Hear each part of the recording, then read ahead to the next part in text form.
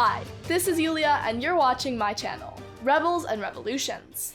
After starting this super important series somewhat backwards by leading with the conclusions, I'm ready to travel with you through the entire timeline of these unreal events. Today, we will consider a very brief history of the Russian Revolutionary movement. I promise you, it will not be as boring as it sounds, but without it, one cannot fully comprehend the entire story. First, I must say that at the turn of the century, the Russian Empire was truly massive and growing. In fact, the Tsar's empire had been expanding by an astounding 52 square miles per day since 1682. The Russian population quadrupled in the 19th century to reach 150 million. The Russian economy became the fifth largest in the world by 1900, and with an astounding GDP growth rate of around 10% per year. Russia was turning heads just as dramatically as China did at the start of the 21st century. Now, we know that 17 years later, the Russian Empire was no more. Yet, thanks to economic reforms implemented by a true giant among administrators, Sergei Witte, who subsequently became a finance minister. As Russian growth exploded, so did inequality within Russian society. Yet, there was nothing unusual about this situation, as every Western country has lived through similar problems.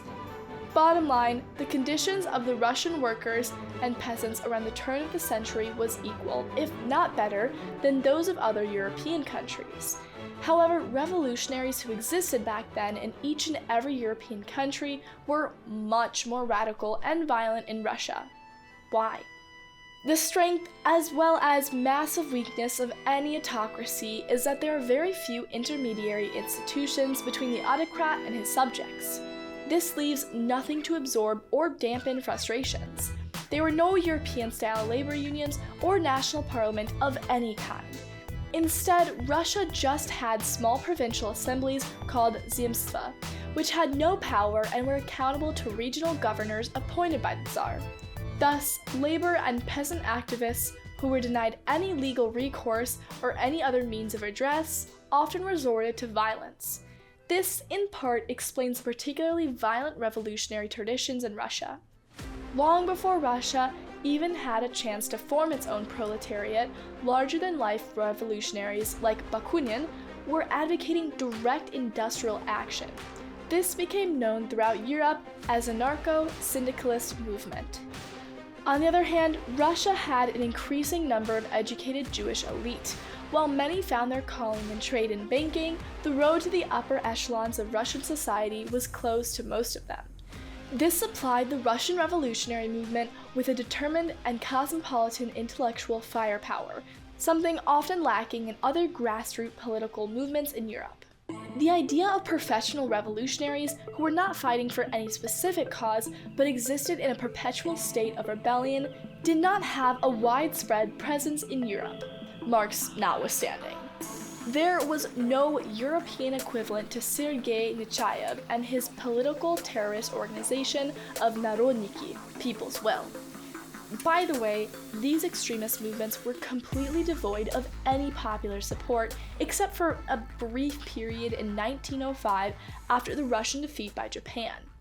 To counterbalance these revolutionary groups, the government created a special security apparatus called Arana. This was a sophisticated network of agents, informers, and investigators. Once again, the scale of this organization had no European precedent. Among other opposition forces was the SR Revolutionary Party that advocated for the interests of peasants. They did this by largely legal means. And then there was a much more radical Marxist Russian Social Democratic Labor Party, RSDL. The security apparatus Arana did not like the revolutionary spirit very much, and most of its leaders spent their days in exile.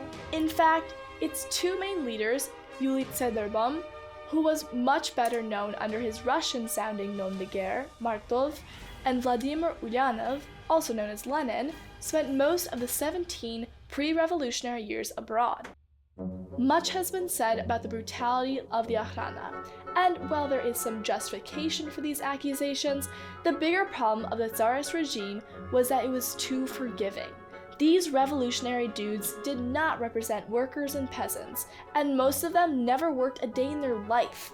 If they did work, it was certainly not on a farm, in a field, or in a factory. Most Labour Party members were domestic terrorists, just one step more civilized than narodniki. Yet many of them were allowed to migrate from comfortable Siberian exiles to ones in Germany or Switzerland. Lenin, as the son of a third-rank nobleman and active state councillor, was allowed to travel first class to Siberia for his exile. Additionally, his wife and mother went with him. He was also given a stipend for food and clothing, which allowed him to live comfortably without even getting an actual job. It is curious to note that several documents suggest that the very formation of the RSDL party in 1898 was facilitated by the Arana. The intent was to redirect members of the more radical and overwhelmingly Jewish socialist movement called Bunst to the newly created RSDL party.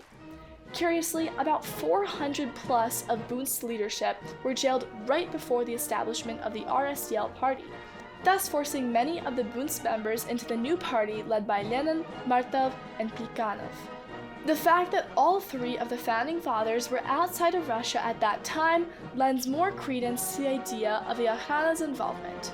If this was the case, Arana soon regretted its actions. The existing sentiment linking Jewish intellectuals and revolutionary extremism was very strong. The logic of Arana back then was rather clear. If it could entice a mass exodus of Jews out of Russia, there would be fewer revolutionaries to deal with. And just 5 years after the destruction of the Bunsts, Kishinev pogroms conveniently took place, seemingly out of the blue. Make no mistake, Russia was just as anti-Semitic as any other European country, but to attribute Kishinev pogroms only to the outsized Russian anti-Semitism is simply not credible. The 1903 pogroms were very consistent with the prevailing sentiment of pushing Jewish intelligentsia out of Russia and were more likely arranged by Arana agents. While many Jewish exited as a result of the pogroms, those who remained became even more radicalized. They formed the core of the revolutionary movement that eventually plunged Russia into the dark abyss of 1917. Many of those Russian revolutionary Jewish activists that left in the early 20th century ended up in Germany and played a critical role in our story as World War I unfolded. And that is the topic of our next episodes. Thanks so much for watching my channel, Rebels and Revolutions.